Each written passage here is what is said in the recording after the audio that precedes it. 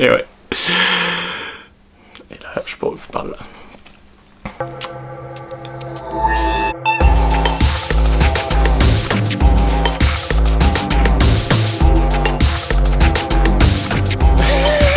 C'est l'intro de merde.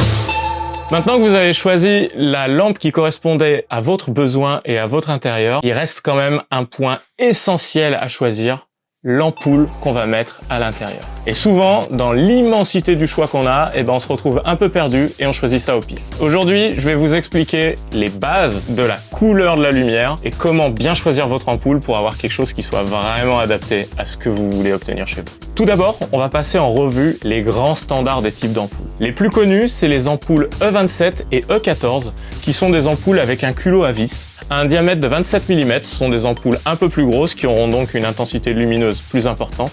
De l'autre côté, il y a les ampoules E14 qui sont des ampoules un petit peu plus petites, souvent de forme ovale. Si jamais vous vous êtes trompé et que vous avez acheté une ampoule de diamètre E27 alors que votre lampe a un besoin d'un diamètre E14, pas de souci, je vous propose cet adaptateur que vous pourrez acheter sur Amazon, ça coûte pas grand chose et ça vous permettra de faire rentrer votre ampoule dans votre lampe correctement. Pour la petite anecdote, le E dans E27 veut dire Edison. Ensuite, il y a un autre type d'ampoule qui est assez répandu, c'est les ampoules de type GU10.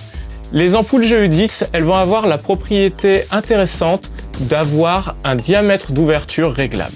Ça va aller de 25 degrés jusqu'à 120 degrés.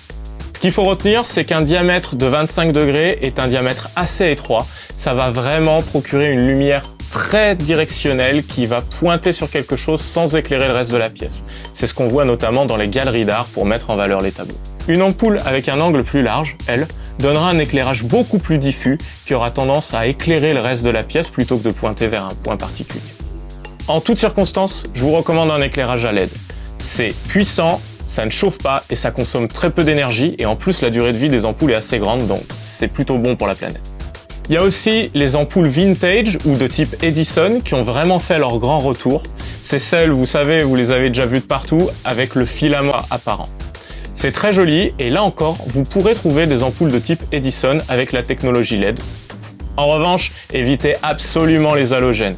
L'halogène, c'est une ampoule de boomer, ça consomme grave, ça va péter souvent et ça va trop chauffer. En plus, l'été, ça attire les moustiques, donc c'est niet. Maintenant que vous avez vu les différents types d'ampoules, on va parler de deux caractéristiques principales qui sont super importantes pour faire votre choix. Tout d'abord, il y a ce qu'on appelle la température de lumière. Elle est exprimée en Kelvin. Et ce qu'il faut retenir, c'est que tous les types de blanc se trouvent sur une même échelle. Une valeur basse, aux alentours de 1500 Kelvin ou 1500 K, sera une lumière très chaude, au jaune, presque rouge. C'est une lumière de type bougie. Un blanc neutre, lui, se situera plutôt aux alentours des 4000 K. Et enfin, si vous voulez un éclairage plus froid, plus net, vous pouvez aller vers des blancs plus bleutés, qui eux auront une température aux alentours des 6000 K. L'autre paramètre auquel il faut faire attention lorsqu'on choisit son ampoule, c'est l'intensité lumineuse. Alors avant, on exprimait ça avec les watts. Aujourd'hui, on choisit plutôt de parler de lumens. Ce qu'il faut retenir, c'est que 1 watt est égal à 10 lumens. Et les lumens s'ajoutent lorsqu'on compose l'éclairage d'une pièce. De manière générale, on voudra qu'une pièce soit toujours entre 2500 et 4000 lumens. Une pièce à vivre, comme la chambre ou le salon, sera aux alentours des 2500 lumens, pas besoin d'être ébloui. Tandis qu'une pièce comme le bureau, la cuisine ou la salle de bain nécessitera un éclairage plus vif aux alentours des 4000 lumens. Gardez bien ça en tête lorsque vous composez votre éclairage pour avoir vraiment suffisamment de quantité de lumière dans votre pièce. Enfin, le must du must pour moi, c'est les ampoules connectées. Les ampoules connectées, elles ont plusieurs avantages. Elles vont vous permettre de régler la température de votre blanc. Vous pourrez mettre différentes couleurs, régler des thèmes dans votre pièce et tout ça, ça sera relié à votre smartphone où vous aurez une application super bien faite qui vous permettra de gérer tout l'éclairage de votre maison au creux de votre main. Quand on pense ampoule connectée, la première marque qui nous vient en tête, c'est Philips Hue. Ils ont une belle gamme super complète avec plein d'ampoules différentes. C'est de la très bonne qualité, mais je trouve que c'est un petit peu cher et ça a le défaut de nécessiter un routeur que vous allez connecter à votre Wi-Fi qui nécessite d'une part de bloquer une prise et en plus qui vous demandera une installation un peu plus compliquée. Ma recommandation à moi, c'est cette marque, l'IFX, qui est un tout petit peu moins cher, qui ne nécessite pas de routeur, qui sera connecté directement à votre Wi-Fi et qui aura tous les avantages des ampoules Philips Hue. Il y a un petit peu moins de choix, mais vraiment, la qualité est au rendez-vous. Voilà, c'est la fin de cette vidéo sur l'éclairage et la décoration. J'espère que ça t'aura donné plein d'idées lumineuses.